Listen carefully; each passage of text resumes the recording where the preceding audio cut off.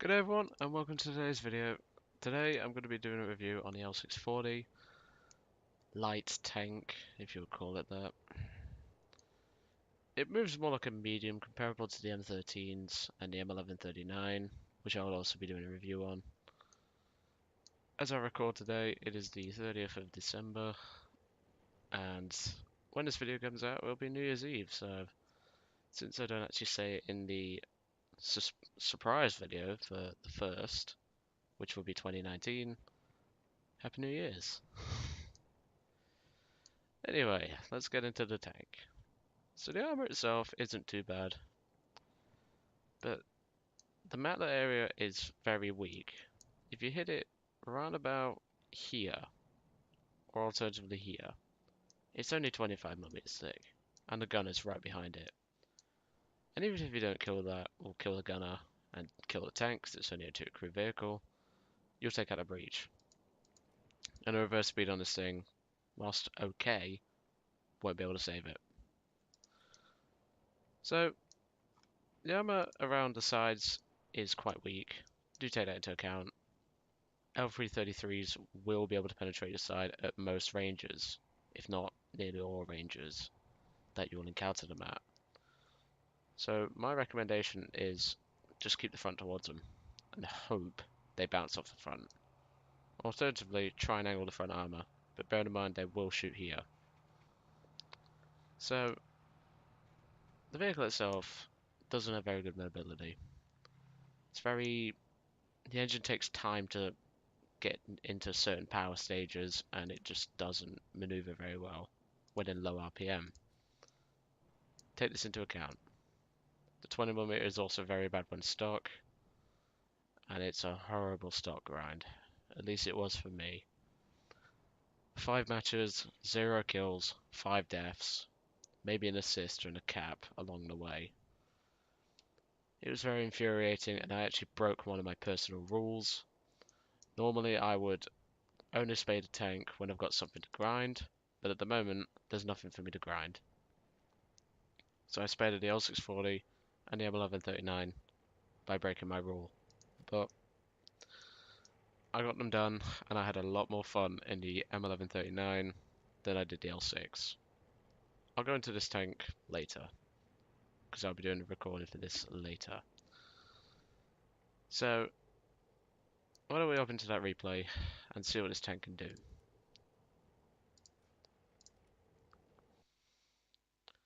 Now this tank isn't too bad, it's just the stock grind was horrible. The belts didn't do much damage, they seemed to hardly penetrate, and 4 out of 8 of your shells are actually high explosive. Same with the AB-41. But the AB-41 has the advantage in which it can move. This thing can't. You've got to use positions wisely in this thing. Otherwise, well, you're a bit screwed. So I'm going to skip ahead because it took a while to get into my position that I use. I really recommend people use this position. It's fantastic for overwatching A. Just, it does take time to get into position with this tank. You've got to consider that. Over hills, I was barely getting 5 miles an hour.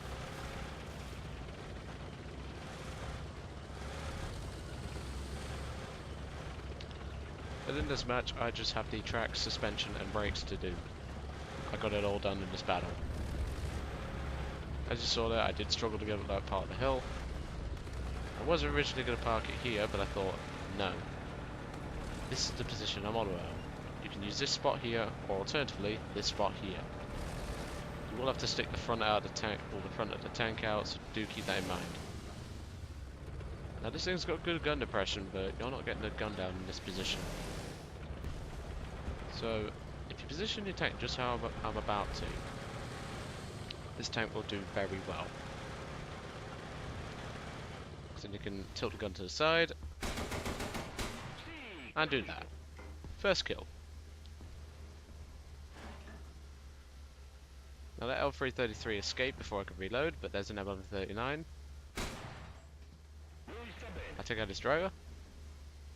He then decides to mark my position with his 7.7 turret, but it's an easy kill. Second kill. So now the enemies have a rough idea of where I am.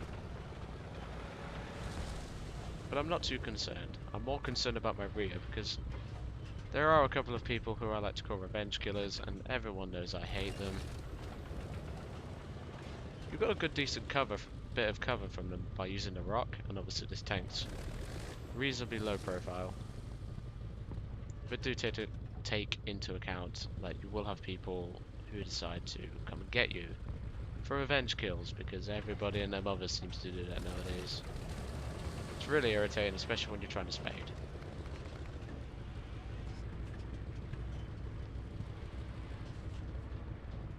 Now it's going to go a bit quiet. I spotted that M1340. Obviously I don't have a very good long-range tank killing capability, but... And there goes DJ Party in his AS-42. Took out his gunner. It's only a 2-crew vehicle. That's a destroyed vehicle. 3rd kill. At this point I hear a plane, and this thing does actually do pretty well in the anti-aircraft role.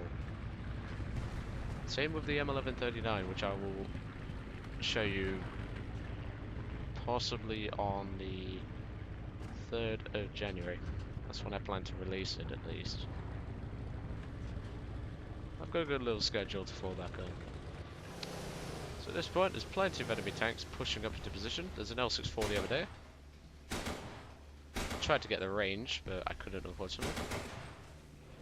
I got a hit on that M1130, or that M1340. I swear, the Italian names are very confusing half the time. Doesn't do much damage since it's only an API round. Thought that was an enemy AS-42, so that's why I went into binos there.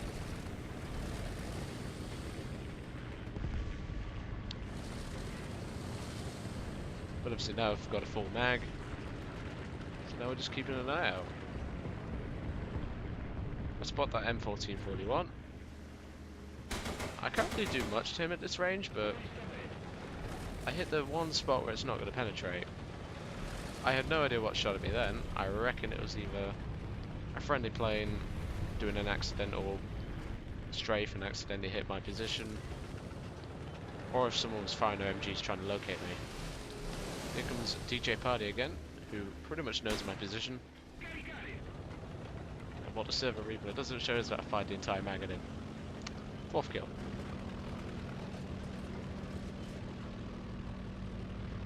So, the stock going for this vehicle, I do see gunfire here, but unfortunately, there's nothing I can do.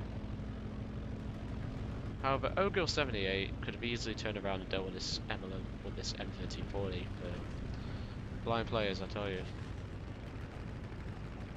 Well, this sponge killer dude gets marked out. He was the guy I killed a few moments ago. And ever since the 21mm overpens him and the machine gun has like 5 bullets in it, I have to pull back and manually deal with this guy. The AS-42 is a big threat to this vehicle. Well, it was. That's kill number 5, there's my ace. Needless to say, I was very happy with this result so far, but I have reloaded at this point, and I took him out. That's my 6th. But don't worry, we still have more revenge killers to come. So there's this M1340 Series 2. I only had 4 rounds in the mag at this point. And obviously now I'm reloading, he's trying to find my position. Pump him full of another mag. I only killed the driver, but I wound the gunner. And then finish him off with another couple of rounds. 7th kill.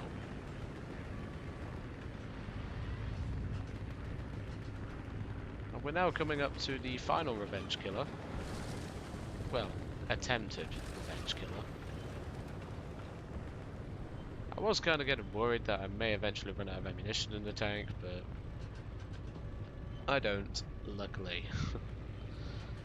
Because the last thing you want is to have a beast camping spot like this, you run out of ammo, and then you get swarmed by about 4 AS-42s, because the machine gun can only do so much. The machine gun is really a last resort weapon. It's not particularly very good. Because it's the same story with the Japanese machine guns. It's not very fine-tuned for long periods of firing.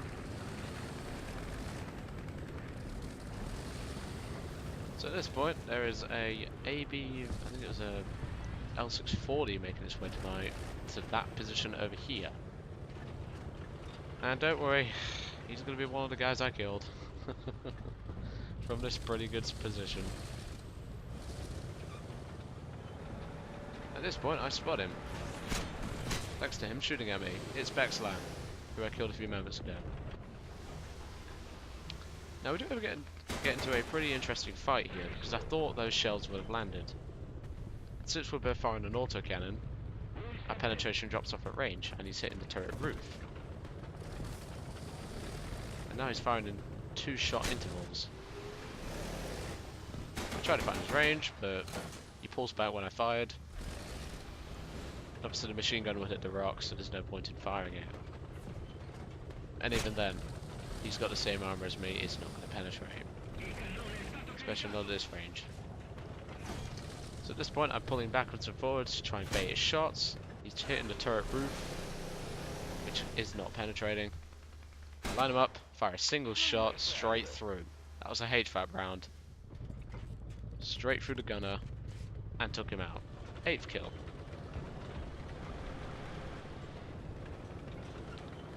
I don't think he'll be trying that again. Now it starts to get a little quiet. Since I've been in this position, I've cleaned out 8 enemy tanks. But obviously I've still got to watch that road anyway. But there are 2 BA-65s up, a CR-42, and one of those BA-65s is about to have a very bad day.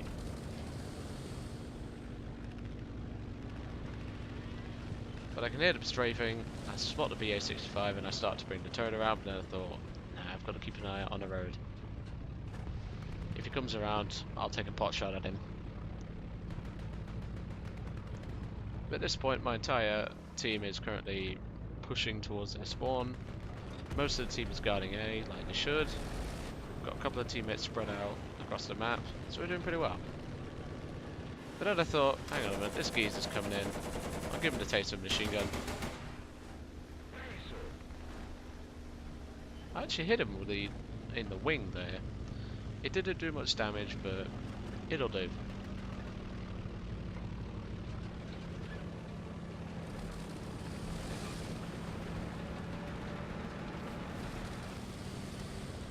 And now he's circling back around. The other BA-65 I believe has been shot down.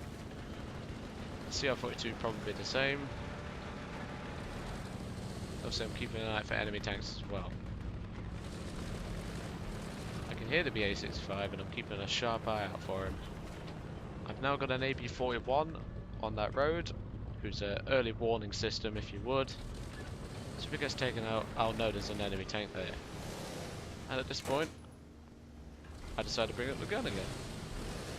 This 21mm Braider does very well in the anti-aircraft role. It's on the AS-42, it's on the AB-41, and it does fantastic for anti-aircraft work. But unfortunately this guy has a very, very bad day. I blow both his elevators off, set his engine on fire, and I add insult to injury by throwing a machine gun at him. And there's an air kill. So technically, that's a 9-kill game. But normally I only count tank kills, but this is a great match in what I regard as a bad tank. So overall, this isn't the world's best tank, but when you get this Havoc belt, it is a very good tank, especially when you use it in a position like this. It's H4 on these mountains, use it, it's very useful. And well, by the time this video comes out, it will be nearly the end of 2018, so see you in 2019, folks.